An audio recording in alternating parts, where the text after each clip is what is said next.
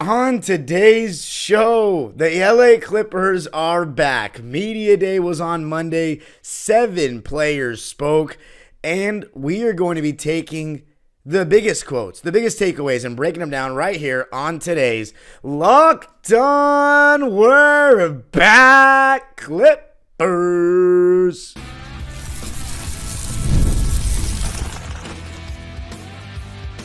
You are Locked On Clippers, your daily Los Angeles Clippers podcast, part of the Locked On Podcast Network, your team every day.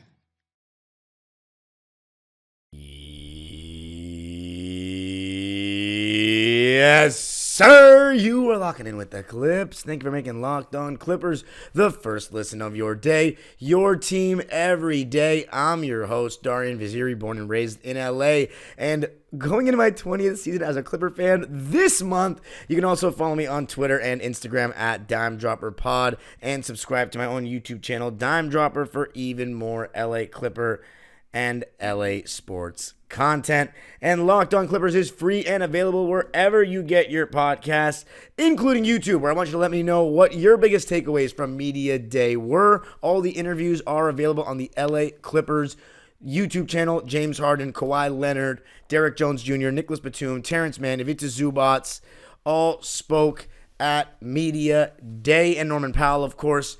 And before we get started, this episode is brought to you by FanDuel, America's #1 sports book. You'll get started with $200 in bonus bets guaranteed when you place your first $5 bet. Just go to FanDuel.com to make it all happen. Ladies and gentlemen, we are back. It is Media Day, or it was Media Day on Monday.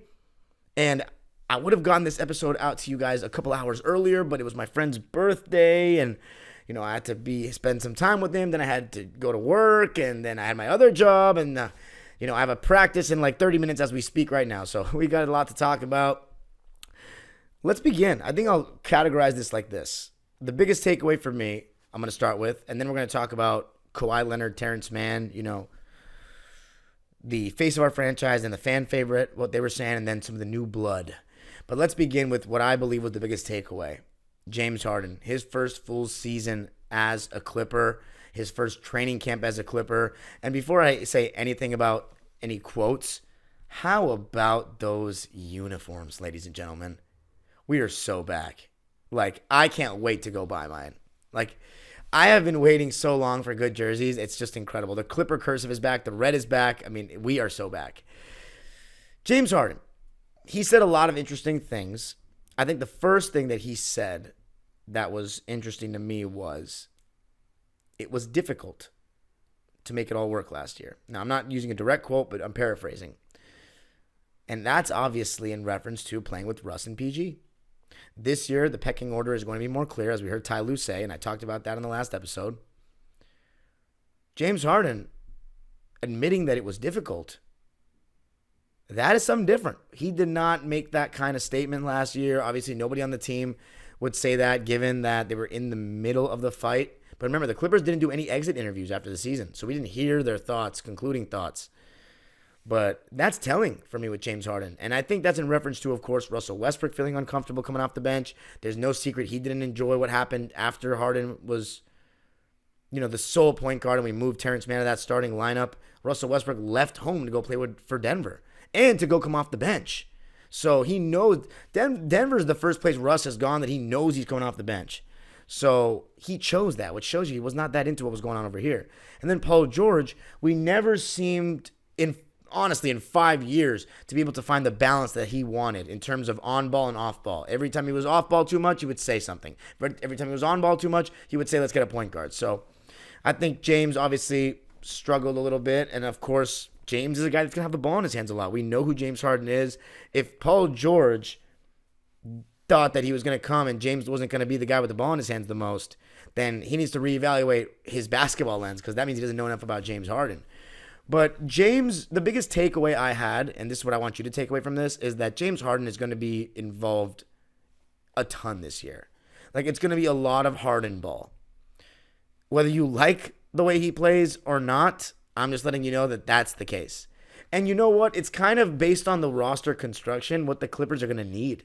They're going to need James Harden to run a ton of pick and rolls. They're going to need James Harden to have the ball in his hands a lot because the only other creators on this team outside of he and Kawhi, Zoo, if we throw him the ball in the post more, and I'll talk about the conversations that were surrounding that because the lot were had at Media Day, and then Norman Powell, I mean, I don't see him as much of a creator. I see him as a guy that catches the ball and works with it off the, with the rotating defense.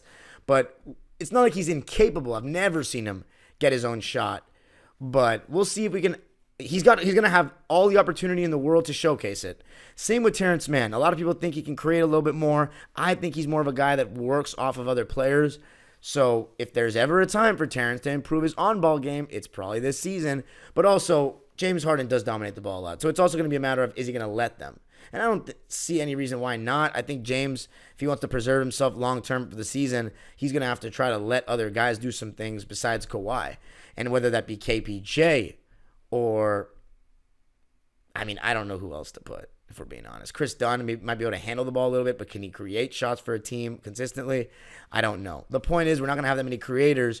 So James Harden saying, I need to be more aggressive, that's an obvious reference to, look, we lost Paul George, and we are going to need like 15 shots a game from him. Now, James Harden, Norman Powell, and Nicolas Batum all spoke about how people don't expect us to be good this year. And James Harden said, I'm home. So he said, I'm home. There was a no-brainer to come back. So he made and if there were any clarifications needed on that, he made them. He said, I'm home. This is where I want to be. And then my question is this for Harden, because I've always questioned his drive to win a championship. My question is, do you believe this is a championship team? Because if you don't, then you're like, okay, I'm okay with not winning a ring. I've done everything I need to do. It's fine. If he does, then okay, then maybe we don't need to make another move because they think that they're a championship team, which I believe is delusion. But I think as a professional athlete, especially one that's accomplished what James Harden has, you need to have a little bit of delusional confidence, or you have to have an unreasonable amount of confidence in yourself because that's what makes you great. Now, James said, I'm home, and he also said, people don't expect us to be good, but we believe in us. I've never missed the playoffs. It's all facts. And I'm happy that the group believes in each other, and I think James Harden, obviously, I've always felt that he views himself highly, maybe a little too high, but I said the same thing about Westbrook. I think Westbrook, it's taken him a while to realize that he's not what he once was. James Harden is still closer to what he once was, in my opinion, than Russ. But he has confidence in himself, James, that he has never missed the playoffs, and it's not going to start now. And then this was the biggest, most telling quote from Harden was, I think it was Law Murray, one of our former guests, beat writer for The Athletic, good friend of the show, that said or asked, what is this offense going to look like? And Harden said, I'm not sure yet, but I'll tell you one thing, it's going to be a lot of me. And we knew that. But to hear him say that, and he sounded excited about it. Because why not be excited about it? It's James Harden. He loves having the ball in his hands. He loves making plays. He's a pick and roll god, and I think you're going to see even more pick and rolls run this season as opposed to the plays we would run for Paul George. And he made a reference to people talking about his play style, the heliocentric nature that I despise in the NBA, not just in Harden, but in the league. I think it's not good ball. I think it's good for getting the most out of a group of players that has no chance of winning a title. I think that when you put the ball in LeBron's hands and Harden's hands and you have a bunch of spot-up shooters around them and you maximize their ability to create shots for a team by putting the ball in their hands a ton and running them through a bunch of ball screens, and they make the right read every time and have the scoring threats to make the defenses bend, that's what can start an efficient offense.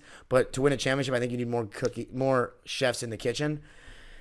But Harden was saying, you can't win like that. And then he said there's a guy that made the championship last year that was playing exactly like that. And he says you can win like that. The team's just got to be constructed very well. That's where I disagree with James Harden. I don't think that heliocentric style with one guy running high pick and roll all the time, or even two guys just running high pick and roll all the time, is basketball at the highest level. I think Kobe was right with what he said about that, about how the defense is constantly, you're playing in front of the defense at all times, at the top of the key with everybody facing you. It's easier to load up. It's not easy, but you can funnel the ball to the shooters that you want based on how you're helping with that.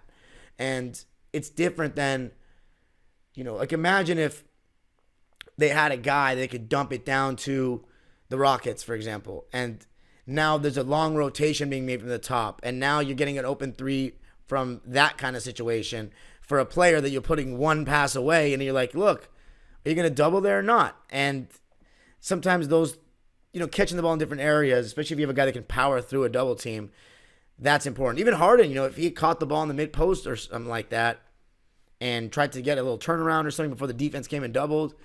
I mean, I just think playing with the ball, and it's the same that goes for Luka Doncic, playing with the defense in front so much, it is hard to win a championship that way, especially when you have teams that move without the ball. And, I think just in general, if you move without the ball, it is harder for the defense. That's just a fact. That's not like opinion. It's a fact. If you're moving without the ball, you are not allowing your defenders to rest. So I'm not a huge fan of that style. I disagree with James Harden there. That you can win that way. I think you can win that way if you have an exceptional player like LeBron. And look at the circumstances that they won with in 2016. Look at the circumstances. With LeBron, it was just one other guy that could create shots, and Kyrie. They made Kevin Love a spot-up shooter, and it took a suspension, Andrew Bogut's injury, and the miraculous 3-game stretch from those two to get them a ring. And so that's an anomaly. That's one of the most crazy rings ever. So that's not, a style. That's not a blueprint to win at the highest level. And then the last thing I'm going to say is Harden said Kawhi can return when he's ready. He can join when he's ready. That sounds like Harden's confident in his own ability to hold it down until he's back. And honestly, I think especially against bad teams, James Harden can still have big nights. Like I'm talking 35 and 10. Like, I think he's going to have some of those games this season, and people are going to go crazy about it. Like as if a lot of Clipper fans did not watch James Harden enough back in the day. Because, I saw a lot, and it was some crazy stuff he used to do on a nightly basis in terms of carrying offenses. So he can still do that to a lower degree. But the Kawhi, when he's ready stuff, that's a little concerning. But speaking of the devil, Kawhi Leonard. So moral of the story, it's going to be a big James Harden year. It's going to be a lot of James. But coming up, Kawhi Leonard, what did he say about his own health? Going to be talking about that coming up. I got to tell you a little something about FanDuel, America's #1 sportsbook. Hey, NFL fans, you can start the season with a big return on FanDuel, America's #1 sportsbook. So when you get a hunch in the middle of the game, you can check out the latest stats, view live play-by-play, and so much more on the same place where you place your bets. You'll get started with $200 in bonus bets, guaranteed when you place your first $5 bet. And where do you do all that? FanDuel.com.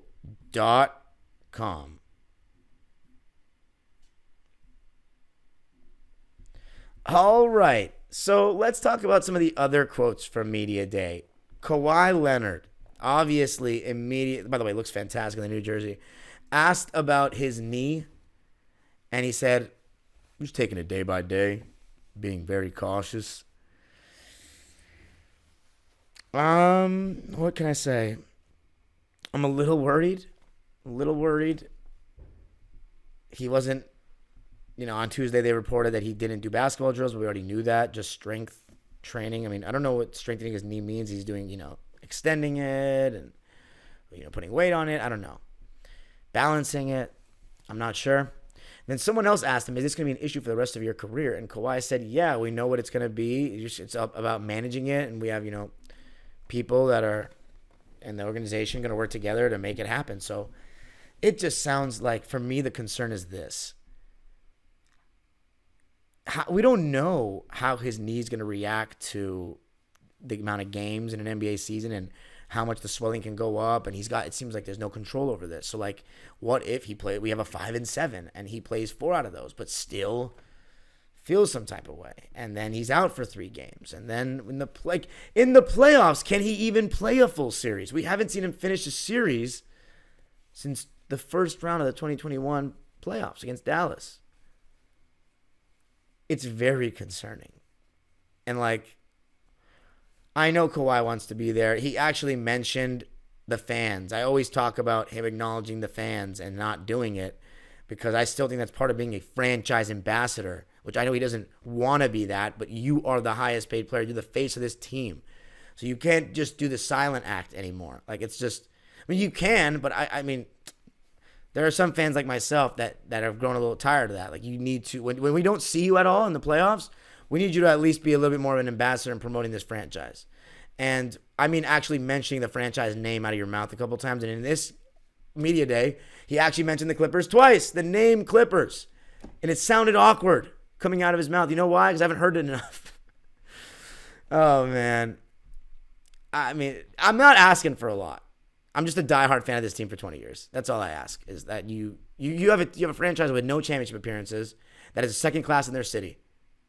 You know, they're behind you. But we just got to, be valued a little bit too. And so he said, I want to make myself available I want to be available for myself, the fans, and the Clippers. And that was great to hear from Kawhi. And that's funny because it was made a big deal on Twitter. They acknowledged the fans because everyone knows he doesn't do it very much. But I was happy to hear it. It's just at this point, results are going to matter with Kawhi as well. I'm happy to hear that, but I want to see him actually play as well consistently. And I just don't know how that's going to go. He said the plan is that, opening night, he wants to play. There's no ruling out opening night. And he did say, I played 0 games 2022, 52 2023, and 68 last year. Let's see where I can go from there. And I think that's very nice to hear, but I don't even think the franchise is going to allow him to play 69 games or more this year. I think whatever it takes to get him healthy in the playoffs is what's going to be prioritized, but I think that will not be 65 games or more, which, again, is a little concerning, and it's going to put a lot on James Harden. I think James Harden can be fantastic in leading us to wins without Kawhi, but how much can he handle at age 35 as well? Now, another thing that was important was the way the team talked about Paul George. So one takeaway here is the Kawhi injury stuff is very much a concern. I mean, we're going to see how that reacts. But the Paul George stuff, that is something that was interesting. Kawhi, they asked him about him, and he said, he made things easier on the court, but my mental focus on the court doesn't change. I don't look to him or anyone to be my savior. He said that. Don't think it was a shot, really. I think it's the honest truth of Kawhi, being brutally honest, and he doesn't look like no one saves Kawhi on that court. And I think the way the team talked about him, though, is like, we're not even that much worse without him. Like that's how I took it all. Norman Powell went as far as to say addition by subtraction. Now, I don't think he meant it that way. I think he just meant more guys like himself get more opportunity. He also mentioned wanting to start, but again, he always says that, and I think he's just more built for a six-man role. But this year, there's actually a potential case because Paul George isn't there anymore. We're going to need some scoring. But to say addition by subtraction, that's crazy. That tells you. I don't think that, and he answered it quick. I don't know. I don't think that they're like tripping off Paul George, which maybe you think they're delusional. I think most Clipper fans don't think they're delusional. I think there's a lot of Clipper fans that believe we'll still be as good, if not better, without him. But in the regular season, it's going to be tough without him because, 23, 5, and 4 does not grow on trees with solid defense and very good shooting splits and length and size. And, of course, when Kawhi's out, Paul George was big. Norm also mentioned that the predictions thing, as I said, about like what people are saying about us, like we're considered to be 12th or something in some ranking. That's amazing. That's crazy to me. So I love that the team kind of has a chip on their shoulder because we know how it goes, Clipper Nation. Like when the Clippers are counted out, that's when we come to show people what's good in recent times. So we have that kind of underdog nature to us again. And I love that. But coming up, going to hear more about the new guy, Derrick Jones Jr., a little bit of KPJ, Nico being back, and then how about a little Zoo and T? Going to be talking about that, or those guys, coming up.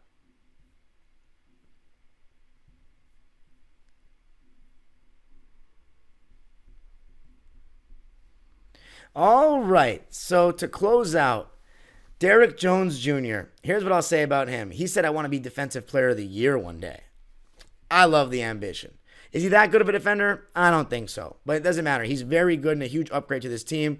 He was also talking about how Kawhi's won that award twice. Being around him, trying to pick his brain is going to be big. Love to hear that. And he kept emphasizing his bounce. He kept saying, throw it up anywhere at the rim. I'm going to go get it. Try to dunk on me. We'll see what happens. He is so confident in his athleticism. I love to hear that. And we have desperately lacked athleticism throughout the Kawhi era. I keep thinking 2-on-3 era, the Kawhi era. And to have that level of guy that might electrify the Intuit Dome crowd with dunks, similar to what we saw with DJ and Blake. I am looking forward to it. It's been a while since Paul George and Kawhi have had their fair share of little posters since they've been Clippers, but it's going to be fun to see James Harden on a fast break just throw it up to the sky and he just go get it. And also the defensive plays he's going to make, the crazy blocks, the crazy closeouts. As I talked about in several episodes ago, talking about him, the way he can cover ground in a split second. That is just special from DJJ. And then you have the quotes from Nico Batum. I know he's not necessarily new blood, but bringing him back and talking about how Ty Lue saved his career. Those are powerful words. But he shouted out Batum Battalion. He feels good to be back home. And I was saying it on my one of my podcasts, Basketball and Figueroa, which is the only podcast that we talk about every professional LA basketball team. I was talking about how Nico, it just kind of felt like we sent him to boarding school for a year. Or as if in soccer, they have sending players out on loan. It's like we sent him on loan for one season to Philadelphia, and now he's back home where he belongs. It's very special, and I think it's only fitting that we begin the Intuit Dome era with Nico on the team. And Nico said it best. He said, teams are counting out the Clippers this year, but, number 2 is still a really good player. Number 1 still a very good player. And, Nico's just a guy that can help win. So, it was just so great seeing him back. Put a huge smile on my face. Then there are the fan favorites. And speaking of fan favorites, Terrence Mann was asked about how he felt about being a fan favorite by my good friend and our former guest, Kelly Johnson of Fox LA, who's been at Media Day several years in a row now, which is awesome to see. If you're wondering why I wasn't at Media Day, it's because we're still trying to work out my credential thing. So that's that. But I'm okay not being at Media Day. I was offered to be in Media Day by the supporters section, but I was like, if I'm next Media Day I'm going to be at, I got to be a media member if I'm covering this team still. So, trying to hold myself to that. But Terrence answered Kelly's question and said, being a fan favorite, it means a lot to me. And he said, shout out to the fans for holding it down the whole way. And he was talking about, where he came from and how he was not guaranteed to be an NBA player and to now have a fan base behind him. I think it's definitely part of the reason why he stayed a Clipper. It's like, as I said in the last episode or 2 episodes ago, Terrence Mann goes somewhere else. Is he as revered as he is here? I don't think so. And then the last one, Ivica Zubac. I thought he looked pretty slim. It looked like he cut a couple of pounds. And, he talked about that it feels like home here. He wants to stay here as long as he can. 4 more years guaranteed means a lot. This is his 7th season with the Clippers, 6th full one.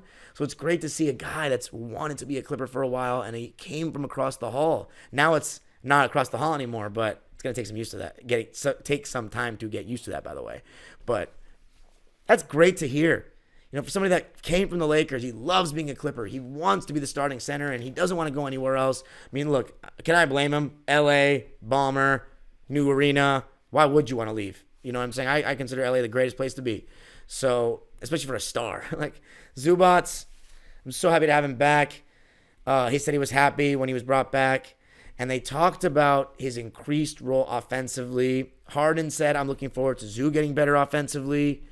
And he talked about an increased role, and he said, yes, I'm pretty good in the post. I think that's something I can do more of, getting to my right hook. And, Lawrence Frank talked about how he's improved his left hand. He even talked about he's improved his left hand. I've kept talking about how in the last 2 years he's added a left-handed jump hook. He's basically saying, feed me the ball in the post. I have post game. I know the NBA discourages the post these days, but when you have a guy that actually has post game, you got to give it to him. The reason why it's discouraged is because dudes can't post up anymore. The dudes cannot post up. It's not taught. Because the rules all favor face-up players now. And then, there was a conversation I had with, shout out to my guy Adam, who's doing incredible work this offseason, man. I think he might be even beating me in the hardworking category in the offseason when it comes to Clippers talk this season, offseason. But I don't know. Adam, if you're listening to this, I need your episode count, brother, before I start giving you that much credit compared to me this summer. But point is, we were talking about, debating about rules of the old and the new. And one thing that's discouraged the post-up is the legalization of zones. However, teams don't actually play zone that much in the NBA, like blatant zones. The Miami Heat do a lot, but it's much more prevalent in college and the youth levels. So teams almost always play man-to-man 90% of the time in the league. But there's certain things you can get away with now that you weren't technically able to get away with, which is completely leaving your man and being in no man's land and just taking up space instead of guarding a man, which was harder to get away with back then before the zone legalization and stuff like that. But I'm going to tell you this. In today's game, the biggest counter to a post-up that makes it hard is you bring someone over from the weak side to try to be behind the post guy and then have the guy that's guarding the post himself fronting him. So it's like a sandwich, right? And the offensive players in between. The answer to that is how you solve that. It has not changed in any era.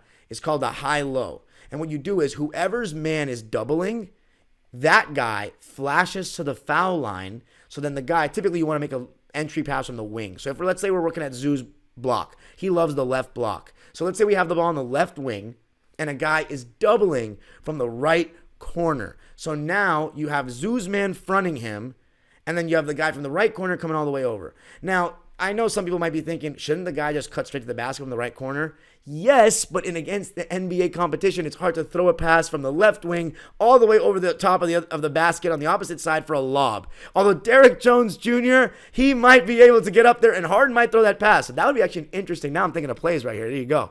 Got my whole thing. Derrick Jones Jr., weak side corner, trying to double that post with Zoo. We're throwing it to the sky.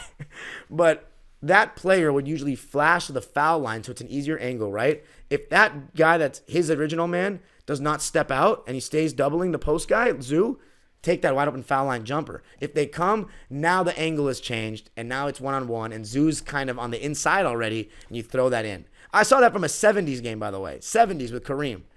The Lakers, back in the day with Gasol and Bynum and Odom, they used to crush teams with that. You could not front in the post against them because Gasol would go to the foul line. He had a great foul line jump shot, and he had an amazing passing game.